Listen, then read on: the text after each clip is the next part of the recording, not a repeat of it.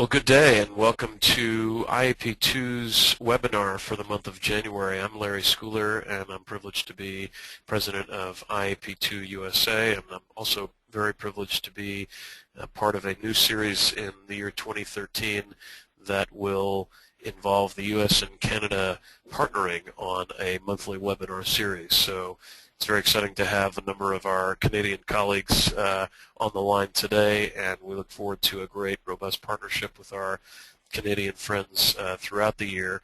We'll continue the monthly series, and our webinars after this month will happen on the second Tuesday of each month at 11 a.m. Pacific time, so that's 2 p.m. Eastern time. And again, the second Tuesday, so our one next month will be on February 12th, then March the 12th, April 9th, and so on through the rest of the year. We're very excited about today's topic, but I do want to mention that next month is going to be particularly interesting. We're going to look at looking at the way that grassroots groups like Occupy and the Tea Party and others have engaged, and what can our field learn from some of what that movement, if you will, has done both in the U.S. and Canada by a different name. So that's coming up on Tuesday, February 12th at 11 a.m. Pacific, 2 p.m. Eastern. And again, that's open to IAP2 USA and IAP2 Canada members free of charge, and non-members can join for a fee. So we hope that you'll be part of our sort of season subscription, as it were, being part of these webinar sessions each month. Let me also get a couple of other bits of organizational housekeeping on the way. We're very excited to be moving towards our national conference in September. That's September 22nd in Salt Lake City, Utah. There's a lot going on with that, including an online platform for you to share your ideas about what you'd like to see at the conference. So there's a lot of information at iap2usa.org. We're also looking for folks who want to be involved in helping to plan the conference. So be sure to go to iap2usa.org to check out the latest information on the conference, but go ahead and mark your calendars for September 22nd through 24th in Salt Lake City. We're going to have a great conference there. We are also just getting started with the new year and a new board of directors, and we are looking for folks to join our various committees. And so if you are interested in getting more involved in IAP2 and just aren't sure where to start, a committee could be a great place. So again, go to our website at iap2usa.org to look for our committees, and I'm sure our friends in Canada would also love to have you involved in that way as well. So lots of opportunities for you to get involved this year and to participate in the work of IAP2. Well, we're really excited about today's topic because there are so many members of IAP2 who are entrepreneurs who are doing their own thing, as it were, to make it in public participation. And we're excited about having two U.S. and one Canadian entrepreneur in this field talk a little bit about what it takes to be successful in developing a public participation practice. But to start with, partly so I can rest my hoarse voice, but also to kind of get a sense of who's on the call, Ashley, if it's okay, I think it'd be good for us to get a sense of who's on by launching our polls. Is that something, I don't know if I should do that or if looks like I can do that. Let me try. So we have a poll up, and I think you can just click on the appropriate radio button to indicate your answer.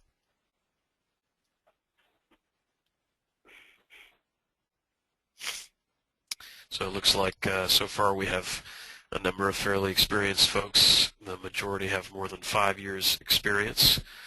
We'll wait just another couple of seconds. But it looks like nearly 85% of our folks have more than 5 years, with about 48% having the 5 to 10 year and another 39 or 40 in the 10 or more year category. But it's also nice to see some relative newcomers to the field, so good to see that. So I'll close this poll for now. And then let's get a sense of kind of the way that you pursue public participation? Do you own your own practice? Do you work for a government agency like I do? Are you a student or a researcher in public participation? Are you not in the field at all, or is there some other description for you? And if you chose other, maybe use the chat window to share a little bit about the way that you're involved in the field, because I think it'd be very interesting for us to hear about that. So far we have a pretty even split between owning your own practice, being part of a government agency, and other. So other is a fairly important way to get involved in P2. So let's hear from folks about what that means.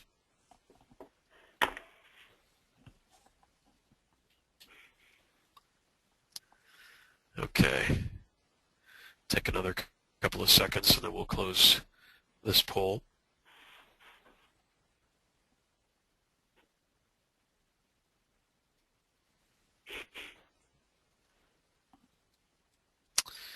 All right, and then for those folks, this may not apply to everybody on the call, so you can click not applicable if it does, but if you have a firm in public participation, how big is your firm? As you can see, most of the firms that we've been around are tend to be fairly small, but let's see what the folks say.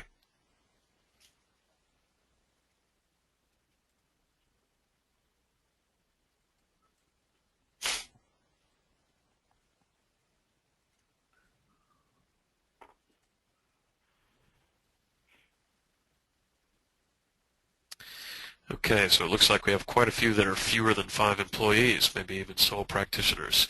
36% are less than 5 employees, with 18% or so with more than 10, and about half the folks on the call, this does not apply to them.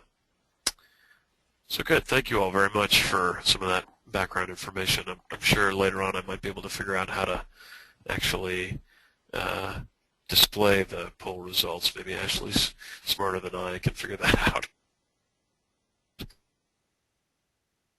But there we go. That shows you the results from the size of the firm, and then maybe the other couple of polls, if that's something we can display.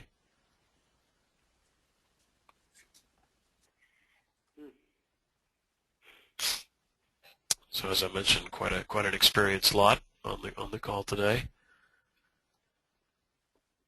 I think that there's a lot of our Canadian colleagues who have been at this a long time. And then this is a little bit about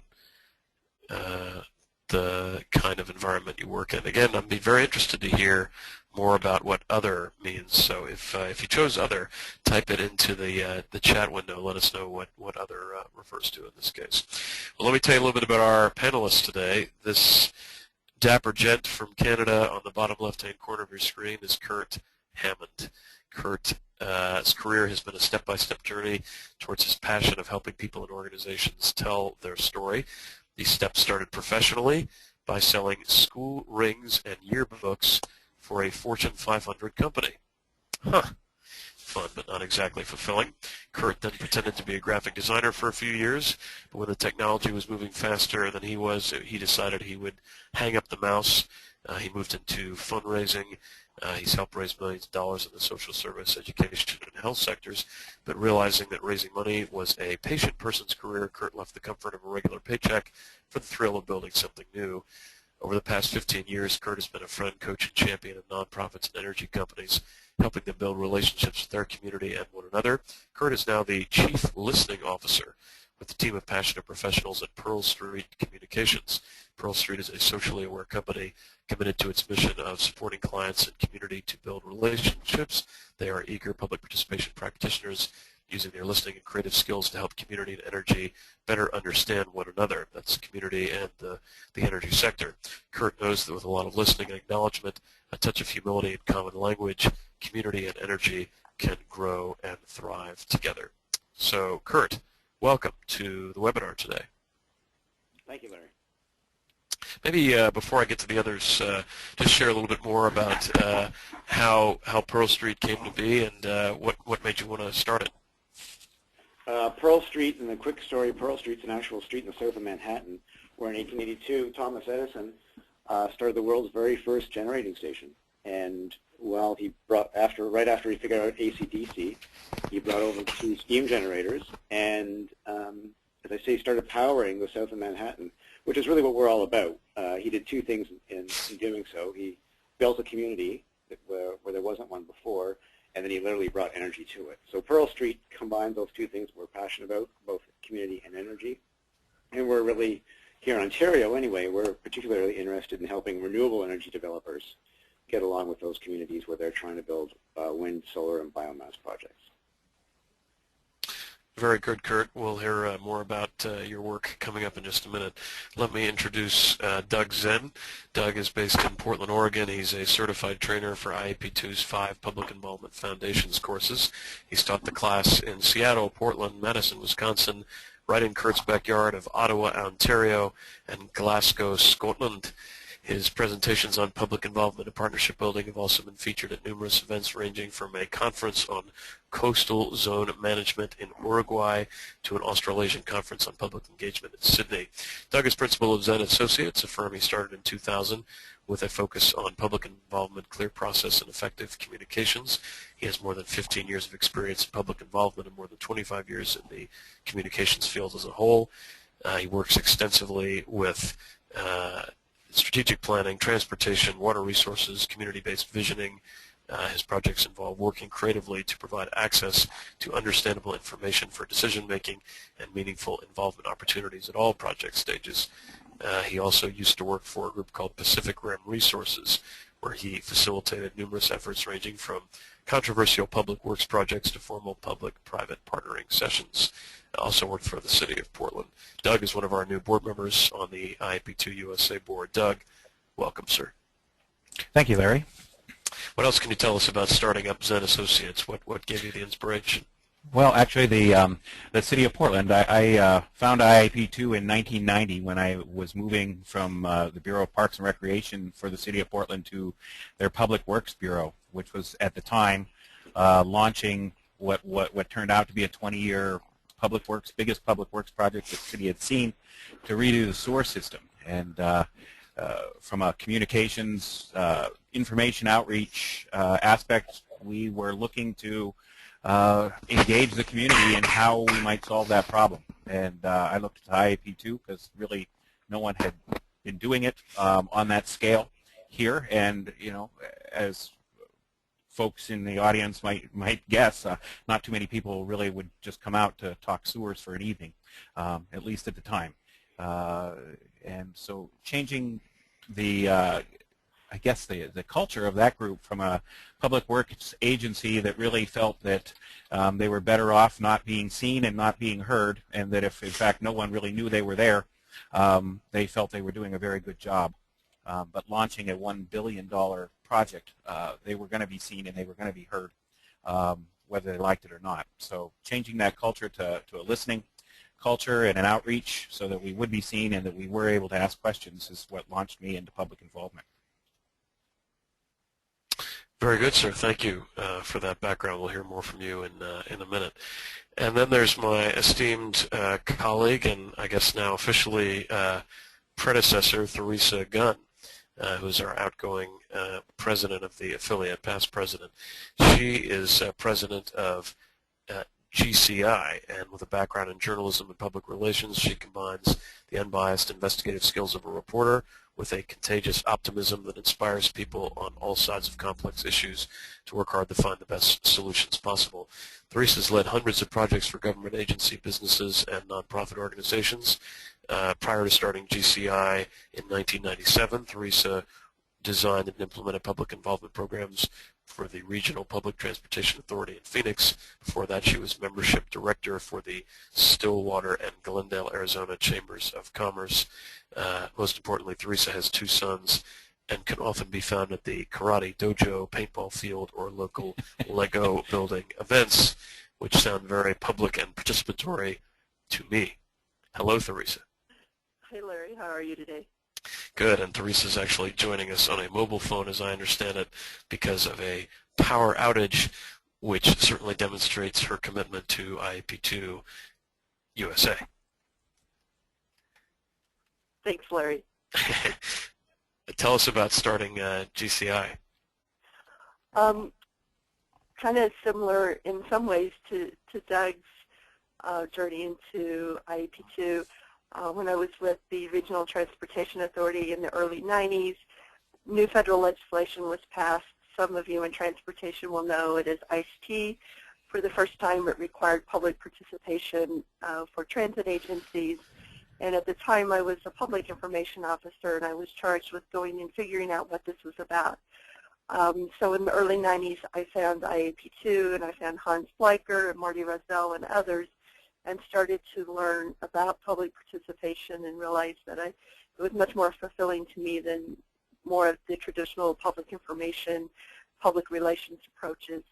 And then after 6 years of trying to convince the Phoenix area that transit was a good thing and that we did need light rail, I got really frustrated and decided that I wanted just to pursue other topics and other interests. So I had a couple of mentors in the field at the time and started my own firm 15 years ago, and was basically a sole proprietor working within primarily transportation areas. Since then have really diversified into a lot of other markets, including utilities and environmental projects and community development and planning, so that we didn't get pigeonholed into one market area. And my firm just in the last 6 months has gone from being primarily a home-based firm with myself and one part-time person and working with colleagues as sub-consultants to now having an office in downtown Phoenix with 5 employees. So we've gone through huge changes in the last 6 months. At the same time, working with IAP2 USA, so it's been very, very challenging, but very exciting as well. Thank you very much, Theresa. I just discovered some of the input that folks have given us about what other means in terms of describing their involvement in the field. We have a student who owns her own practice, someone who works as a community engagement specialist for an urban planning consulting firm, someone who just retired from K-12 education with a great amount of public participation background, very interesting, someone who does environmental consulting with communities, Aboriginal groups and the like, someone who's been involved in a local grassroots neighborhood, someone who works for an environmental engineering company, and someone who does public participation across Canada with about 30 employees. So a lot of different backgrounds on the call today. Very, very interesting. Someone asked if we could get a breakdown of U.S. and Canadian listeners. We'll try to do that maybe while we're talking. Maybe Ashley can put one more quick poll together. Or maybe, I think she actually captured that data when people logged in. So maybe she can give us that data a little ways from now. Guys, let me ask you really quickly just to start with. I mean, I'm sure it's different in the U.S. than it is in Canada, but can you just share with us sort of the very basics about, you know, what it takes to actually sort of start a company? I think for some people that's the first step. You know, how do I get a company off the ground? And obviously it varies, I'm sure, some from state to state and some from U.S. to Canada, but what do you have to do? I mean, what are the kinds of things you have to have on your checklist to say, yes, now I have my own company and can do this work, you know, lawfully? Kurt, why don't we start with you on that? Do you kind of recall what you had to go through to do that? Yeah, I may be starting high level here, but the first thing is commitment. You know, I remember making this decision to leave, you know, that comfort of a paycheck and decide to do my own thing. And I guess the first, you know, thing I had to check off my list was that, yeah, I really wanted to do this, knowing that it was going to involve every aspect of my life. Because, you know, it wasn't just about me, it was about my family, it was about my wife, and I needed their support to kind of do this, and quite frankly, her paycheck for a little while to do this. So, you know, without getting too airy-fairy about it, you really have to commit if you want to run either a sole proprietorship, which I've done, and then evolves into the larger, you know, a company with staff and payroll and all the stuff that comes with it. But I think the first thing is you have to decide that you really want to do this, willing to commit the time and effort that's going to go along with it, and, you know, accept the roller coaster that it's going to be. Fair enough. So once you did that, then what? Then it was capitalizing myself, figuring out how I was going to pay myself for that first little while after, because when you hang out a shield or you hang out a sign, you don't necessarily get revenue right after that. I'm not a strong numbers person, so the next thing I did was find a good numbers person who I trusted, could coach me through that, and I could rely on to manage that piece. So I found the capital to keep me going for a while, and then I found someone who I trusted emphatically to help me manage that as well. And at that point, then I started selling it for hard. And so do you remember anything about, what some of the just bureaucratic steps were, either in Ontario or in Canada, that are associated with just getting a business going? I incorporated my company 5 years ago, and that was there's a big step from running a sole proprietorship where you essentially you just file your tax return as an individual, where you're filing it after you incorporate, you file a tax return on behalf of your corporation. That was a big and expensive deal. Again, I was at the point where, from a revenue standpoint, it was worth our while. I didn't do all that. I had someone do that for me, again, because that's not my strength. I'm glad I've invested in that, because incorporating has allowed me the flexibility to do lots of things with shares and revenue and things I don't even understand, to be honest with you. Again, I'm looking after that. So for me, I stayed unincorporated for about 10 years. That's that point where revenue dictated that I did incorporate, and looking back, I wish I had done that a little sooner. Doug, how do you remember those early stages of getting started? Very similar. That commitment portion. I remember the conversations I had with my spouse. We had just moved into a new house, so there was a whole list of home improvement projects that needed to be done, and that was the fallback. If I by chance wasn't busy enough, I can always do these projects that we would otherwise pay someone else to do. Unfortunately for the house, we got started and really never looked back. I think over the first 3 years, while I was working out of our house, I hung a piece of molding was about as far as I got along with those home improvement projects. So we in one sense, lucked out. I think the economy was good. I think we were providing good services, and one project led to another, and we ended up adding a few people to staff. But we've continued to try to keep it simple. We did join another firm for a short period of time, but basically, as it was one project leading to the other. The last 5 years of the economic downturn have made us, and thankfully so, become a lot more strategic. So on an annual basis, we really do look for what work are we going to do in the upcoming year, and how are we going to get it. And maybe we'll talk a little bit more about that later. We've stayed as a sole proprietorship. Larger companies who we work with sometimes call us a single shingle, that in fact we're known for public participation, which is somewhat unusual. I mean, generally speaking, and certainly there are good and bad points about them. I mean, we're looked at as a specialist for public participation.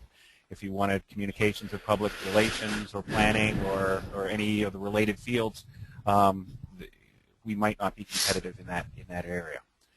Sure.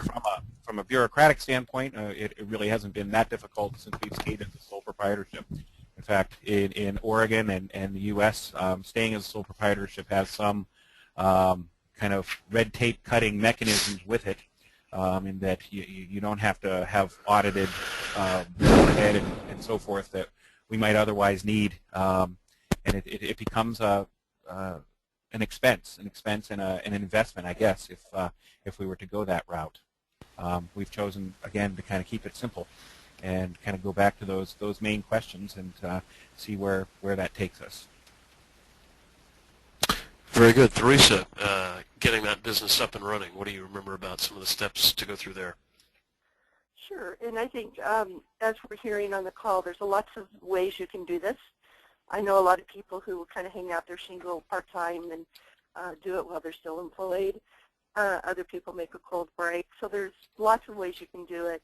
I was fortunate that when we made the decision to leave the RPA, we were able as a family to live on my husband's salary. So I think that looking back, that was a big thing, that I had that support and I didn't have a huge financial goal that I needed to deliver that was going to add to the stress of starting up the business. We went ahead and started the first year of sole proprietorship, then moved very quickly into corporation.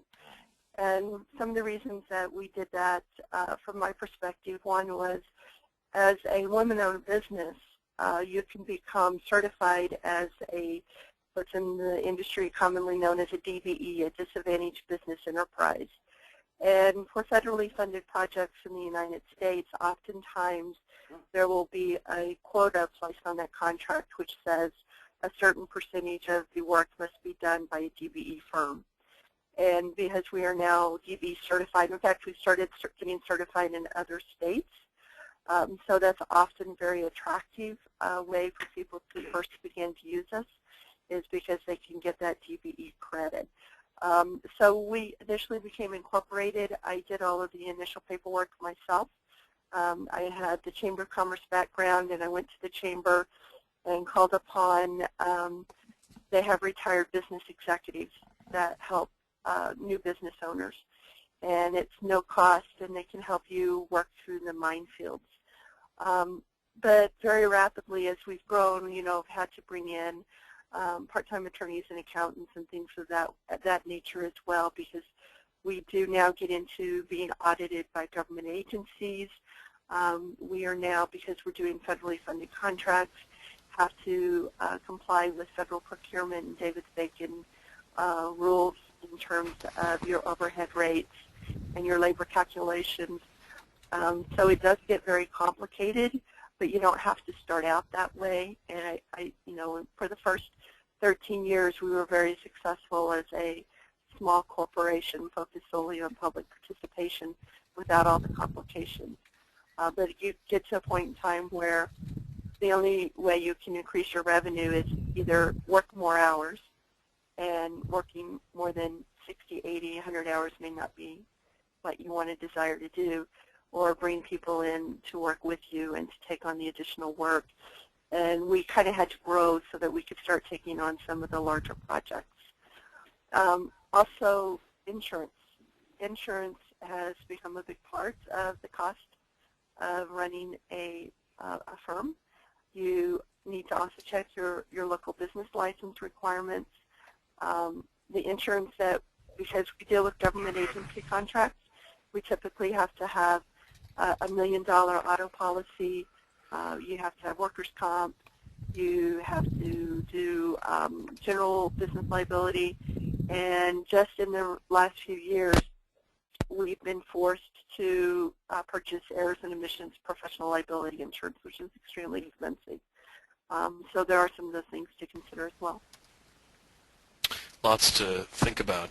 I think I have Gwendolyn Klingenberg, one of our participants, on the line, who wanted to ask a question kind of about the financial side of the business. Gwendolyn, are you there? Yes, I am. Great. Go ahead. I actually am starting a business called Round Table Lawrence, and I'm trying to contact people, but I'm not sure how to ask for a price or figure a price when I'm dealing with neighborhoods or the government or business people. So I'm trying to figure out how to develop a program to do that. Thanks, Gwendolyn. Whoever would like to take that on can take a stab at it. I'll take a crack at it. This is Doug. Where is Gwen from? In what area? Gwen, where are you from? Northeast corner of Kansas. Kansas. Yeah, I would think that there would be other similar projects to the, it might not be exact, but it would be worthwhile to get a hold of those to see what other, kind of what the going rates are.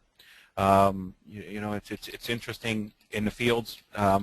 For instance, here in Portland, we have been with the same type of work, generally speaking, about a third below what they could ask for in Seattle and be competitive.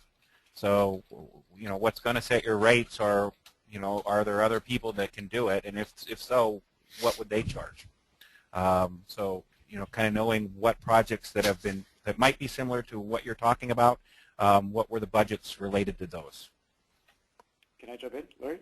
Please do, Kurt. Pricing is so important, and it's a great question because pricing sends a message about the kind of how you want to position the business as well. So it's really important to price appropriately, which is an obvious statement, and forgive that. But I think many of my colleagues and much of my learning in my early days was I priced too low. When you price yourself too low, I don't think you necessarily perhaps get the value that our work brings. People don't perceive the value of our work that we're doing. So, you know, it's a conversation you need to have, and you need to position yourself among other companies in your area. But don't discount it as just about the money. It is very much about how you want to position yourself and the kind of value you want to bring to your clients. We actually have two price points, one for our community partners and then one for energy companies. And we're quite open about that because our community partners don't have the same resources as our energy clients do. And Kurt, how do you define community partners in this context? Yeah, sorry. So we do a lot of work with medium to large size not-for-profits, United Ways, Family Children Services, Sure. organizations, that kind of. And our sweet spot is about $5 million in revenue or over about 50 people in the. You mean for the nonprofit to have that much? That's right. Yeah. And then for the energy side, we have a completely different pricing structure. We're delivering slightly different work, but our rates certainly are higher, and we don't necessarily shy away from that when talking to our energy clients, just because, again, there's a value piece attached to that. And my lesson is I undervalued my services too early on in my career, and it takes a while, to be really honest with you, to get back to the point where you can be charging reasonable or fair market rates. Theresa, any thoughts before I move on to another question just about pricing structure? Sure, I would second what Kurt said. I also underpriced myself for a long period of time, so I think you do have to really watch that carefully. And for some of you, a lot of our work is time and materials, so we're having to estimate hours in advance of a project, and I've had to find that be very, very careful you don't underestimate hours and you get caught in the end. We too have a two-price. Our nonprofits, we give them lower hourly rates than we do for our other clients, and we do one nonprofit a year as pro bono work for them, as just kind of to give back to the community. But it is you can also, if there's been government contracts that have been let that is similar work in your area, you can go to through Freedom of Information Act and find what they're paying other consultants to do that work. Really? That's an interesting strategy. It's certainly a fair one because, as Theresa said, when a public entity is contracting out for this kind of work, if it's over a certain threshold, it's Theresa, it's usually a vote, is it not? I mean, it's a city council vote or a board vote of some kind. Correct. Yeah.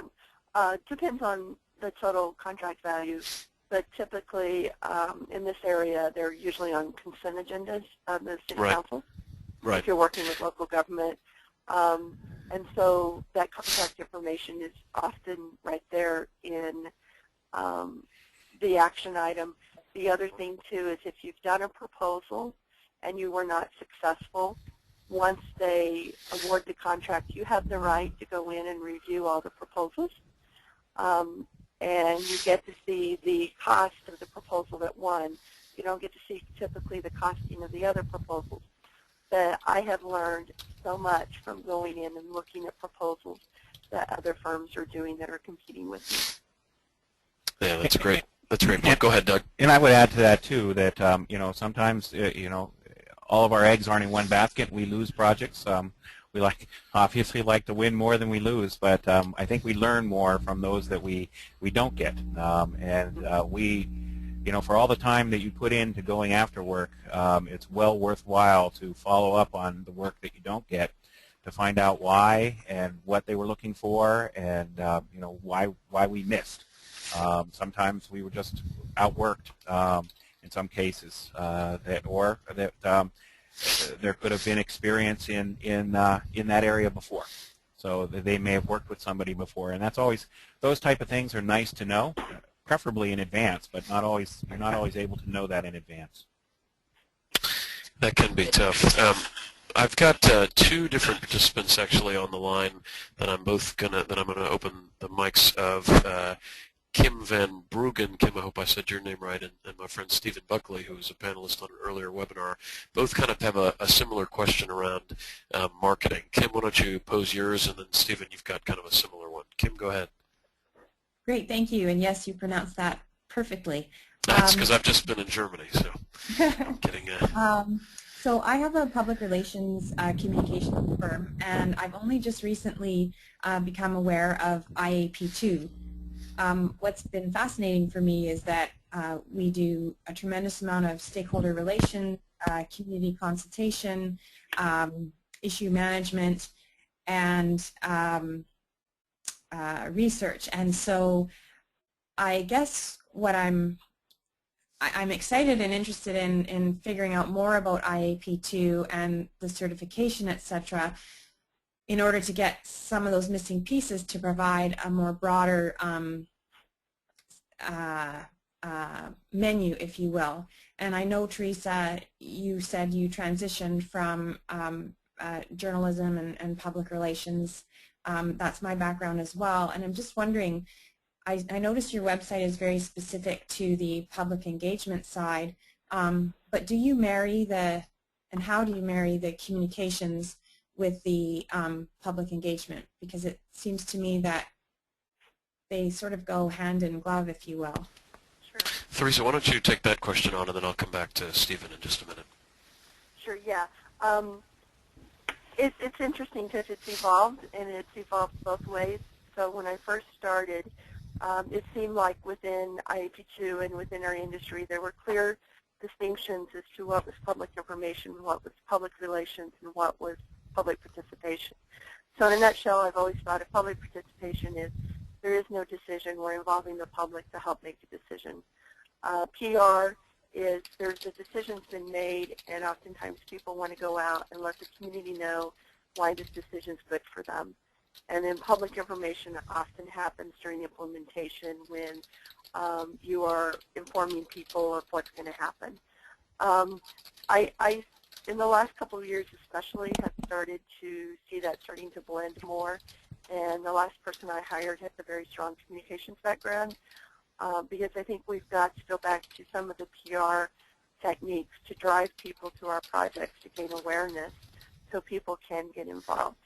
And in fact, there's been some discussions at the international level of even taking Inform that's on the IAP2 spectrum and either take it off as a part of the P2 spectrum or run it across the bottom that public information occurs throughout the spectrum. At every level of the spectrum, you do need to do some elements of public information and public relations.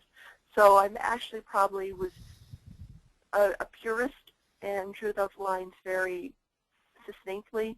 And now in the last year or so, I've started to blur those lines in acknowledging that we do need to use a lot of PR and communication techniques more so than we've ever done in the past. And that was part of my whole redesigning of my website recently as well. Let's see. Maybe, I don't know if Doug or Kurt want to just tackle the idea of sort of penetrating the public engagement space with your marketing if you've been focused on, other sides of the communications field. If that's, I mean, certainly both of you came from non-P2 kind of backgrounds before you came to this work. Any thoughts there? Yeah, it's Kurt. I've been practicing P2 all my career. I just didn't know it. And again, similar to Kim, I kind of enjoyed that revelation that, oh, wait a second, there's some people doing this stuff. And that's one of the reasons I'm excited about IAP2 Canada in particular. Good communication is the foundation for good P2. And to Theresa's point, they go hand in hand. So from a sales standpoint, I think it's value add that we can bring strong basic communication principles to P2. And I think that especially on the not-for-profit side of the business, there's a very fine line there between the two. The resources are so finite. that we can make sure we're communicating something and make sure that we're engaging something on other things at the same time, often in similar ways or using similar tools. So for me, there is a difference. There's a continuum, but they go definitely hand in hand. And if you've got those skill sets, I would be pushing the heck out of them because I think that's real value add back to your clients. Doug? I agree that those in its best world, I think, and particularly in our P2 world, perhaps public relations got a bad rap, and even just out there, just because of the perception of spin, I think. So no, we're not doing public relations, and I think in its best form that it's not spin, in fact, and we all need to build awareness on projects that we compete for people's ear. So the information that we put out there, if no one's getting it, or it's just very quiet, we're going to have a rough time engaging the folks who might otherwise be interested in the project in the first place. So I agree. The strengths in all of those are going to come into play. Kim, thank you very much for your question. Thank you. I just wanted to add myself that some of what I've witnessed in the South and in the Texas area is that a lot of public relations firms try to position themselves to do the public engagement work and may or may not have the requisite experience or skills or credentials to do it, and think that the two are one and the same. And I think that IAP2's own founding, partly to what Doug just said, back in the 90s, late 80s and 90s, came about partly as a way to explain to people some of the differences between public relations and public participation. Doug would know better than I would probably on that score, so would Theresa. But I think it's just important, I think, for people like Kim and others who are doing some of the blend of public engagement and public relations to really explain that they understand the difference and that they get the skills are a little different, the techniques are different, maybe the overall objective is a little bit distinct, even though there obviously are overlapping elements to both. So I don't usually give my own 2 cents on these, but that was something I just wanted to mention. Let me come back to my friend Stephen Buckley, who had another question about sort of marketing yourself. Stephen? Yeah, thanks, Larry. Can you hear me? Yes, we can. Okay, great. I guess my question is kind of morphed since I've heard the last few speakers, but I guess if you think you can provide some service to a government entity, a city, town, whatever, is it probably better not to convince somebody and maybe just go after people who are pre-sold? I'm tempted to go to my local town because they obviously need help. And without going into that, it just seems like it's crying out for it. It's my town, but at the same time, I'm like, maybe I should just go to a town that's already where say the town manager is seeking this out and not have to convince somebody that they're not a good listener, which is very hard. So the original thing I think you had asked in the chat window was about convincing a government entity to begin using a service. So I think part of your question has to do with making the pitch not just about your company, but about P2 as a whole, and finding the best prospects. And go where it's already pre-sold, and you don't have to, like I say, raise the possibility that they might not be listening to people as well as they think. Right. Any of the panelists want to weigh in on that? I'll take the first crack. This is Doug. I think you have to do both. Obviously, it's easier when you've got what I would call believers. They're looking for you as opposed to needing to be convinced. And I tell you, it's an uphill struggle. I mean, not only with agencies or municipalities, but also with project teams. And this, again, kind of gets that understanding of what participation is and whether the group is scared of it. Wait a second, we're not going to give up that power to somebody who doesn't know what they're talking about. So to be able to articulate what benefits it brings, I think, is one of the things, and it is, I think, one of the more rewarding elements is when you can start to show people that, in fact, the outcomes of their project are going to be stronger with participation than without it. And over time, and Stephen, when you're watching your local town, the missteps are sometimes worth pointing out. That this particular instance could have been avoided had we put the investment up front and had these conversations. Here in Portland, good projects can go bad because there's not process, and there's a high expectation from the community that you will have an engagement process. That obviously makes it a little bit easier for us to run processes, because if you don't, that project is going to run into big trouble, and most of our agencies locally know that. We do run into instances where people would rather not do it, and I think the biggest tool that I have in our back pocket is to show, walk through some scenarios about what might happen, and they're familiar perhaps with that 11th hour vote at City Council where 50 people showed up, and it was a big surprise to everybody. The decision makers don't like it, the project managers don't like it, and in fact the people who have to show up at council for that decision and scream it down don't like it either. So being able to avoid that is pretty powerful, and seeing that could happen is sometimes that piece that can make the case for doing the public involvement up front. Kurt or Theresa, I think the original Doug's answer was great, but I think some of the original question had to do with whether it's your own town or another government agency. Sort of how do you show them? Theresa, you talked a little bit about calling on some of the kinds of organizations you had previously worked for and talking about this new work that you're doing. How do you sort of market yourself as someone that can do this kind of public participation work? Yeah, it's a lot of relationship building. It's a lot of taking people out to lunch or into coffee and having conversations. In Arizona, we're struggling with about a third of the people don't think they need it, of agencies don't think they need it. It's a waste of time. About a third think, public participation is holding a public meeting to check the box. And then about a third are truly enlightened, where we get to do some really exciting and fun engagement processes. So this is a constant battle. For 10 years, I've been working on a couple of the county agencies who were in the, we're going to do a major street project, let's just go have an open house, and we send out these postcards, and very prescriptive in every proposal that they did about how they do public participation, and it truly wasn't engaging.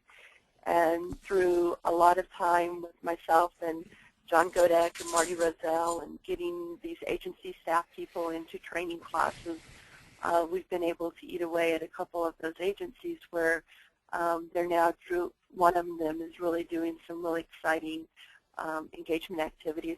Still uncomfortable for them. I'm still spending them a lot of time reassuring them about the process and trusting the process, and but it's really hard to have an agency see the need until they've been in that situation where they've had the protest occur and they've had the blowout. Once somebody has the blowout, it's pretty easy to get into. And frankly, I've had a big problem in working for my local city. They call upon me often to help them, like put on an annual conference about civic engagement and helping them get speakers and moderate sessions at no charge, and doing it as a resident. But in coming and getting contracts to do this work in my city, I've had a very difficult time doing it. And the consultants smart when they come in from out of town. The local consultants are not as smart. So some of that comes into play. Very interesting. I want to, I'm gonna let Kurt get in. I just want to apologize to folks. I know you've heard a couple of coughs or many coughs and just some labored breathing. As you can tell, I'm getting over some sort of a cold, and unfortunately the easy mute button is not working, so I have to unplug my microphone when that's becoming a distraction. So do forgive me. I'm doing the best I can with that. Kurt, go ahead real quickly, and then I want to get to another topic entirely. Yeah, absolutely, and I'll keep this short. This is a business development question, right? And my strong encouragement to anyone who's starting or is in building a company is you need to keep your eye on the prize for both that short term and that long term. And this is experience speaking, and these are my gray hairs speaking, that if you do not have some short-term work, you will not have the resources to be spending the time and building those relationships, as Theresa said, you need on those agencies that you know need your efforts and need your support, but will take a long time to get there.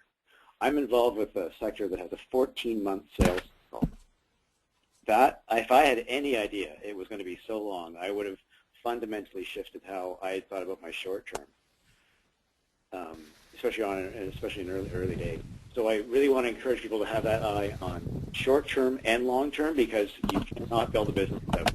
And again, it's your job. Top line is your responsibility when you're running your own company, and if you focus on one, it will be at the detriment of the other. So that's I think one of the hardest balances of running your own firm is that short-term revenue, long-term. Great point, Kurt. Thank you very much. I actually want to go in two different directions here. I'm going to ask one more poll question, because we were talking a little bit earlier about the idea of different rates for different organizations.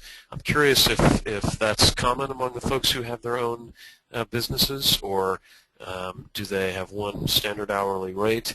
Do they not use hourly rates? Do they use some very unique form of pricing?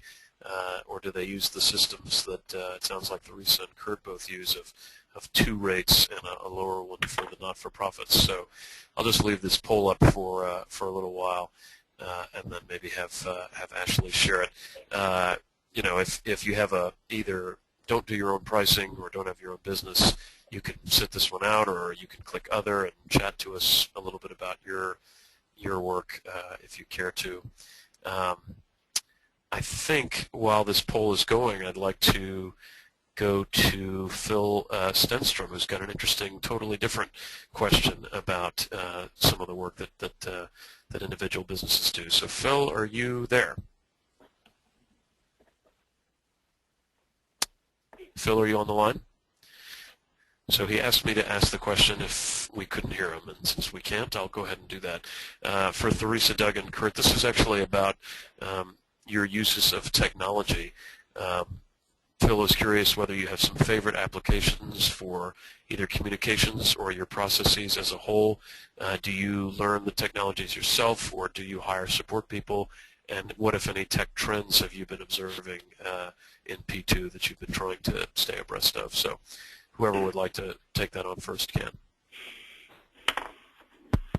Well, it's Kurt. Maybe I'll jump in. When I started the company, I was big on wanting to make sure my entire team was mobile. We could have access to information, because we wanted to model what good P2 and good communications look like. So I spent stupid amounts of money on hardware and firewalls and SharePoint, only to see that all totally become irrelevant over the past 3 years with the evolution of Google Docs and the cloud. So my learning from that is technology is really important. And I think the gift we all now have before us is that you can try technology without having to spend a ton of money. And boy, I wish I had thought that through a little more. Personally, Google Docs, Evernote, and my iPad are really, really powerful tools to keep me, and Gmail and the whole suite of Gmail tools, keep me and my team connected with each other. And then we're moving where I'm hoping we can all work off iPads and just keep our computers at home. We're not there yet, but that's my goal. And have you, Kurt, used the iPad? I mean, we've seen various companies out there that have developed iPad-based applications for public engagement. Have you used any of those? No, we haven't yet, actually, and that's one of the things we need to start experimenting with. Gotcha. I'm thinking of more of just a client, managing the client relationship. I find a laptop in front of a client, it just hinders a relationship, where what we're finding with the iPad enables us to keep on top, have the information we need, and yet not be too distracting from the conversation. Very good. Okay. Theresa or Doug on use of technology. This is Theresa. I'll answer this question two different ways. Use of technology for the business. When I was faced with adding new employees, I had to talk to a lot of IT people. I was on the verge of needing a file server and desktops and all this kind of thing. So what we did with this recent expansion is we put everything in the cloud. So we use something called Jungle Disk, where all of our files are stored. We use the Microsoft 365 with the Outlook Online for all of our email.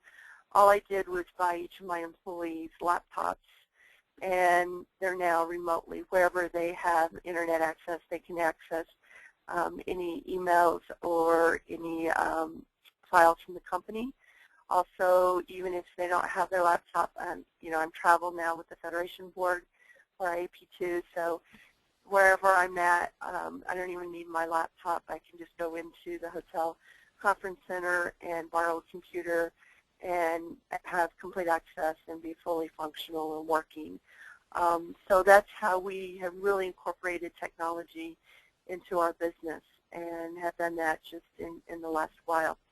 I have probably been more cautiously in approaching online tools for the practice because I feel they're really good in brainstorming ideas and crowdsourcing. There's some really good tools that do that, where you need to start having discussions and finding common ground and build consensus or grudging consent or however you want it to lead toward making decisions. I've still been a pretty strong proponent of having people in the room face-to-face. I feel like we rely too much on technology sometimes, where people just need to get together and have a conversation. However, I'll have to admit, since the Halifax conference in September, the IAP2 North American Conference, I've seen that the online tools have made a huge leap. I believe there are some now that can really take you throughout the whole decision process online that we traditionally have not had available to us. So I think there's lots of really great things happening now in tools. And from what we're hearing at IAP2 International, everyone is saying that the new approach is all apps. It's all going to be app-based. And so that's some things to kind of keep thinking about in the future. Doug, any thoughts? Yeah, the only thing that I have to add, I mean, I think the new technologies or new medias are just helping us get better and expand our outreach somewhat, but I don't think we're quite there as far as replacing kind of thinking of the virtual open house is nice to have, but it's also nice to have the face-to-face at times. With regard to the software or programs that are out there, the biggest issue that I've always had with new programs as they come out is the familiarity with those who we would want to use them. So, it's at what point does a software or a program like SurveyMonkey become so easy that it's usable by everybody? And even something like GoToMeetings, where we're at now, I mean, tremendous strides just in the last year, so that that these virtual meetings come across clean. Prior, as it's unfamiliar with folks, failures on the opposite end. I mean, it doesn't matter where the failure is, but if we had failures on the user's end, it sometimes puts us further behind than we would be otherwise. So that's my cautionary tale, is making sure that we have the users and familiarity with users enough to make it work.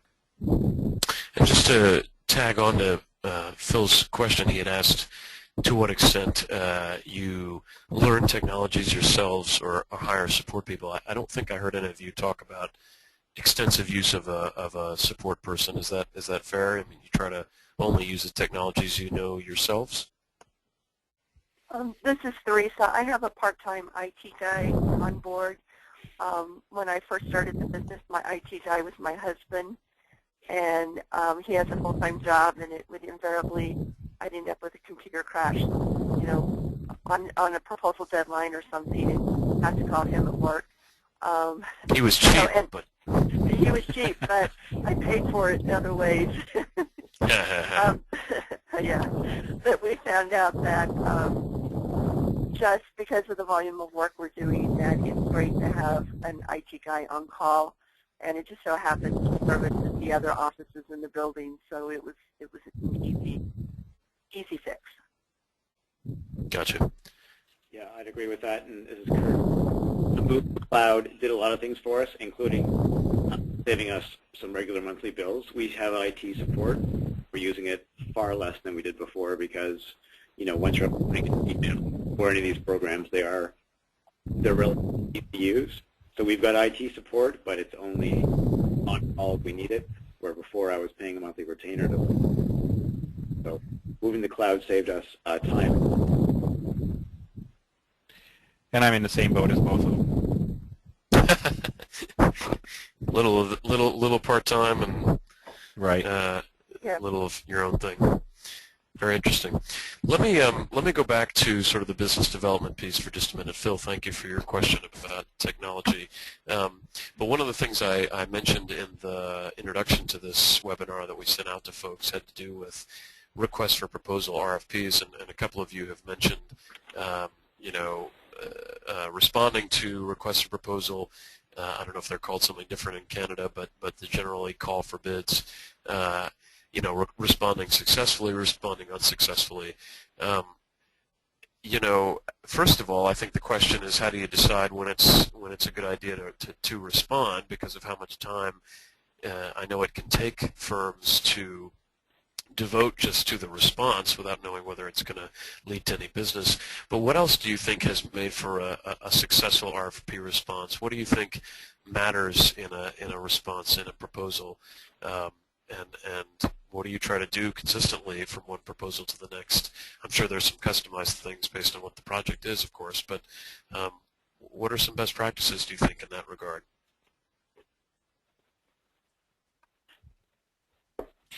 I'll take it. This is Doug. There are three things that we look at, and we used to go after everything. If it sounded like something we could do, we would go after it. But recognizing that a general RFP, I mean, we're looking at 40 hours of time for, by the time you get through a 12-page request for proposal and all the different pieces, even if it's mostly template language, it has to be customized for that proposal. And on the average, we're looking at 40 hours of time to do a good job on it. And then it occurred to us that, well, wait a second, could we do it less than that? And if we're not going to do a good job on it, then let's not go after it. I mean, nothing hurts more than to come in second on a competitive request for proposal when you've just kind of mailed it in. It still takes a lot of time. So we look at, do we have experience in the area that they're looking at? I mean, three questions, three simple ones.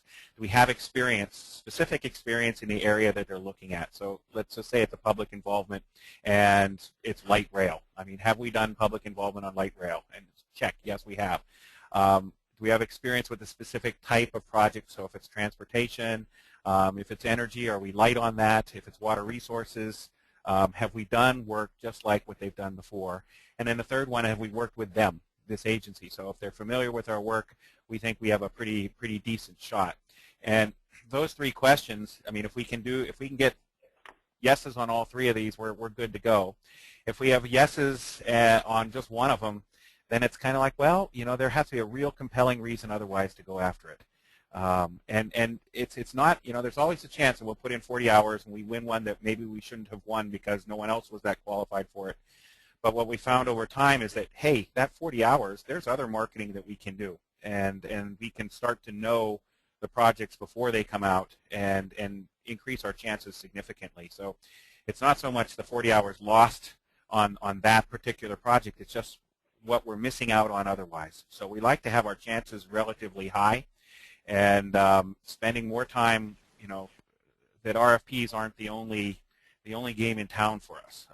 And in the other games, as far as knowing who our clients are, knowing what projects are coming up, are sometimes way more valuable. And even if an RFP does come up, we feel well positioned at that point to go after it. Yeah, this is Kurt. I'd agree with that. RFPs can be a huge time suck. They can make you feel good about yourself and that you're busy and you're doing stuff and you're out there, you're hustling. Man, they are a hard way to build a business. In fact, I'd offer that you cannot build a business on RFP work alone. I think key to building a successful business like this, in our experience, has been reoccurring revenue. they have that base of reoccurring revenue, of that regular stuff, hopefully monthly retainers, that the RFPs are then gravy or the icing. I think if I was starting out, I thought I'd lean heavily on RFPs, and because they consume so much time, we ask ourselves the exact same 3 questions actually around, is this worth our while, and are we going to be able to add value? So my encouragement would be to reply to RFPs and get that standard response up and running. That's a really important tool that you'll use over and over again. You need to modify, but having that base response is an important tool. But then really ask yourself courageously, are you responding to that RFP because you think you can get it, or because you want to be doing something? And could you be spending that time doing something else, building long-term relationships, networking, whatever it looks like. But be really honest with yourself about the success rate you have as well, and measure it. That's the other thing. Measure your success rate with RFPs, and the answer for us anyway became clear very quickly. Yeah, this is Theresa. I have a little bit of a different perspective, I guess, because Arizona is not a strong market of people doing P2.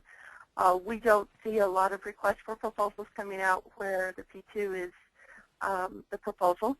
I would say 80% of our work comes from proposals where it is part of a planning project or design project or construction project, so that we are teaming with primes, design firms, architecture firms, engineering firms, environmental firms, all different kinds of firms that we are having to market to them to get on their teams.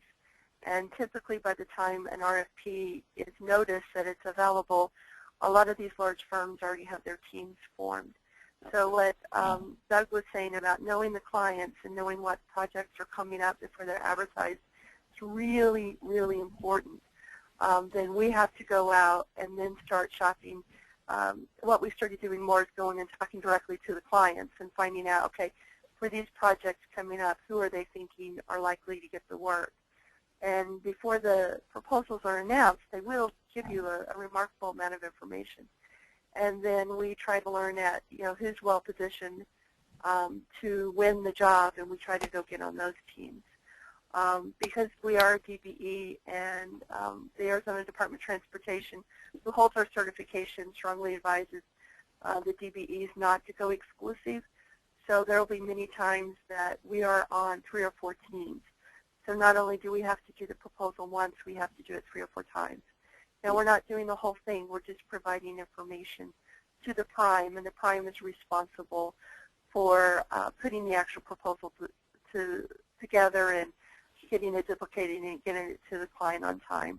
And then when you come to shortlisted and you're having to do interview practice with some of these engineer firms love to spend 10 to 12 hours prepping for an interview, and if you're on 3 teams, you can multiply out how much time it really begins to take. So now that we are busy, we're in a position where we can be pickier about which of the primes that we know we work well, that they pay us well, they don't nickel and dime us, they're willing to look at creative and unique public participation plans. Those are the ones that we are tending to team with. But I'd say almost 80% of our work comes off of RFPs because we work with government agencies. Some of the private sector work comes off of RFPs, but they are only sent to certain people. They're not open call, so they're kind of a closed call RFP. But most of the work does come off of RFPs, and it takes an enormous amount of our time. And Doug's about right, the 40 hours per RFP, or per proposal is huge. And they'll come when you're busy with client work. So you're trying to do billable work at the same time that you're trying to get a proposal off the door. I have one thing to add to what Theresa was saying, and that's that value added. I mean, knowing the agencies and the work that they do is of value to perhaps other contractors, so large engineering firms. Knowing that you know the agency and how they work, and particularly regarding P2 is of value to them. So, that's that non-RFP and getting to know things early. We have kind of the saying we have is the more you know, the better you can compete. The earlier you know, the more you can know. So that helps us when we go, making the case to be on a team. It's just not going to give them a out-of-the-box public participation plan. It's a plan that would be applicable to that agency. Right. Yeah, it's a can't live with them, can't live without them. It seems like kind of scenario when it comes to RFPs. They do expend a lot of energy, but to some extent have a place, it seems, in this business. I just did a poll while you all were answering that question, and you can see of the folks who responded, most say that it's a relatively small percentage that come from RFP responses, but some said it's quite high. Theresa, did you want to add something? Yeah, I was just going to add, if you are working primarily off of RFPs, and this was something that Kurt mentioned earlier about short-term versus long-term work, realize from the time the RFP is proposed to get through the selection process, and if you're on a team that's selected, to get through contract negotiations and get your subconsultant agreements done, and to actually begin work on a project, you're often looking at 6 months to a year. So I'm working right now on getting work in that will start hopefully by the end of 2013. And so you always have to be forward-thinking. And I know a couple of people who started up their own firms recently have called me and talked to me about this, that the business didn't come as fast as they thought. And it's because it's the amount of time that it takes if you're doing RFPs. And then if you are subbing primarily to primes, you're now looking also at realistically 90 to 120 days before you get paid.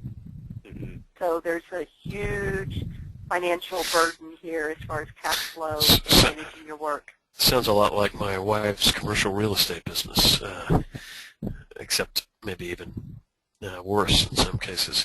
Let me stay with the RFP piece. Jennifer Shepard is on our line and had an interesting question about responding to RFPs. Jennifer, are you there? Yes, can you hear me? Yes, I can. Please, go ahead. Okay. Theresa, maybe I misunderstood you, but what I thought I heard you say was that there are times when you're putting in a bid to more than one team that is competing for the same opportunity. First of all, I want to clarify, did I understand that right? And secondly, curious about ethically where you stand about being on more than one team. Yes, you're right. We are often on more than one team. As far as ethically, we make sure that everybody knows, all of the parties know that we're on multiple teams. We have set up firewalls to the extent that we can have different people working with the primes during proposal development, so we're making sure we're not sharing any proprietary information. This is something that's fairly common in our region. A lot of subs are on, not just within P2, but some of like the noise and some of the landscape architects will be on multiple teams.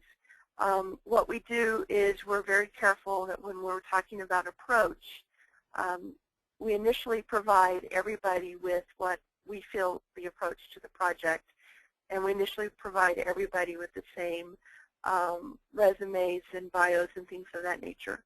And then we often find different firms will have different planning approaches, or they'll have different ideas, or they'll have different intelligence about a project that they want to go in a different direction. And then from the point that everybody gets the same thing, then we start having one-on-one conversations. And we're very, very careful, because if we mess that up, we would be out of business. So that is something we pay close attention to. We were just on a team where we were on all three of the firms that were shortlisted. And so, which was kind of nice, but we had to prepare for 3 different interviews. Thank you. Thanks very much, Jennifer. Had one other financial question, and then I'm going to go back to an online technology question, but we had a question about monthly retainers. The question was, how do you determine monthly retainers? Do any of the 3 of you ever use monthly retainers? As often as I can. So I guess how do you determine them? It's all about needs and perceived value, and this is where the magic of the retainer, and this is my own learning over the past year or two, is it's about perceived value. And so the concept of retainer is that they pay you, your client pays you a consistent sum of money monthly for services that you need to clearly outline. And when they call, they expect you to jump.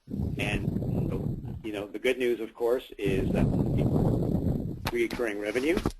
The bad news is you need to jump, and the balance becomes, especially when you're a small shop, is if you've got 3 or 4 people asking you to jump at the same time, you need to be ready for that. So it's great, and I'm a big fan of it, and I think it works well for our clients because it does elevate our ability to respond to them. When I get 3 calls in one day saying crisis, crisis, crisis, you know, I'm in crisis suddenly because we got to balance it all. But I find it's a good way to, quite honestly, make some money. The price, because you're offering that specialized service, and because you're getting to know the business very intimately, I find that you're able to add a few points on in terms of your regular hours. And again, it's all about perceived value. And if you over-deliver, those can become really important to growing a business. Kurt, the person who asked the question about retainers wants to get specific. Are you willing to share what a typical average retainer might be? Not from a price point standpoint. I will say that how it's structured is that I've got a really clear document that outlines what it does and does not include. It outlines clearly the number of hours that are attached to that. And it also clearly outlines what happens if they go over those hours or under those hours. Gotcha. And that's really important both for yourself and for your client, having that clarity on what happens if you go over that time or if you go under. Sure. Doug or Theresa, real briefly on retainers, is it applicable to your business? Not so much. I mean, we have gone, and I've pushed this a little bit more on lump sum billing, not so much retainers, but as far as just predictability, and that only became an issue as some of the reporting for some of the projects became real burdensome for both us and the client. When you start turning in a 7-page invoice per month and the project's going to be 18 months, I mean, that's just a lot of administrative time.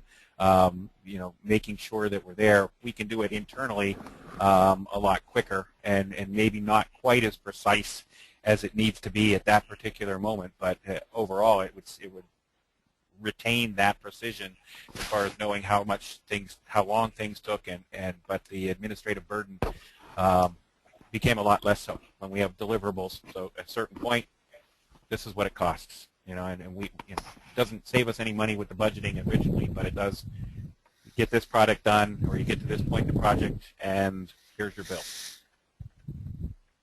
Theresa? I've tried some of my private sector clients to do retainers, but have not done it successfully, and I haven't found any of the government sector clients that would do a retainer approach. So Gotcha. It hasn't worked for us. Gotcha. Switching gears back to technology, Dave Robertson had an interesting question. Dave, are you there? Yeah, hi, can you hear me? Yes, we can, please. Oh, okay, great. So I'm interested in reputation management, and I've been reading about an engagement process that ran into some difficulties through the use of social media. Kind of a small group of citizens decided that they kind of wanted to pick apart an engagement process. Whether they were justified or not is really in question. But I'm curious, it raised a big question for me around reputation management. So, you know, if you decide that you're going to go the technology route, what sort of precautions do you need to take to protect the reputation of your firm?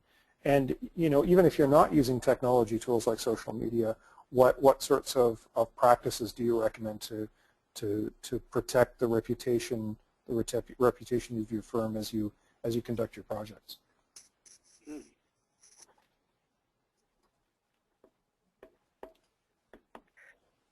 I guess this is Theresa, I'll start. I've always said in this business, reputation is all we have. When I'm designing a public outreach process, I really look at what are the decisions needing to be made, what information is needed to influence those decisions, and who are the stakeholders in the communities involved. And from there, really try to create a multi-tool outreach program. I would not do an outreach program that was solely with one tool or technique. And in fact, a lot of the social media we've started to use as driving people to other, if we have other online engagement tools, to other online engagement tools or to meetings, using it more as a communication and not an engagement tool. So I don't think any one time you want to put all of your engagement into one tool or technique. I think you've got to have multiple tools and techniques for every project so everyone can find the right way to get involved.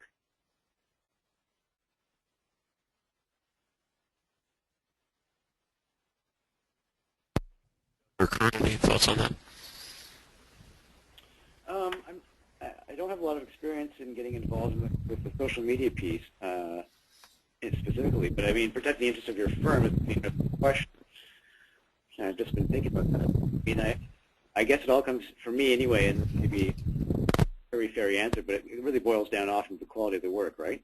And that if either from a communications or P2 work that you're delivering, you want to make sure that there's a reason we have those values and principles as an organization. Mm-hmm. And I think the more transparently we adhere to them, both internally with our clients and externally, the less risk we have. So I haven't been involved in a situation where I've really felt that's been a risk, but to mitigate that, one way might be just to put those principles and values right up front for everyone, you know, and have everyone sign off on them and say, this is how we're going to do it, and if we don't, then we've got a problem. So it's a good question, though. Quite interesting. Dave, thank you for your question. There actually are more questions than I have time to ask, and I'm going to ask one more. So would our panelists mind having their contact information shared in the chat window, just so that folks, if they want to, can ask more questions? Not at all. Yep, absolutely. That's fine. Okay. I'm going to just ask you all one last question. The one piece of advice question. Either one piece of advice that was invaluable to you as you got your business going in this field, or perhaps one piece of advice that you think, above all else, should be given to somebody who is starting their firm in this field. So that one golden piece of advice that you've either received or would like to give to aspiring public participation practitioners. And while you're answering, we will just ask one last question about where folks have logged in from today. But any of you can take that on. I have one that we have just, it's just, again, those 3 points is stay true to values, enjoy your work, and have fun. And we feel that if we do those all the time, that we're going to be in good shape. Yeah, that's good. I like that. I'd add to that maybe, this is Kurt, you can be a company that adheres to those P2 values and still make money.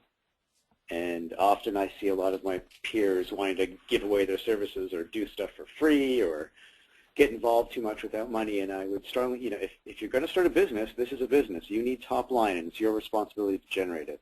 And I firmly believe that you can generate a healthy top line, you know, have a prosperous business, and deliver good P2 work.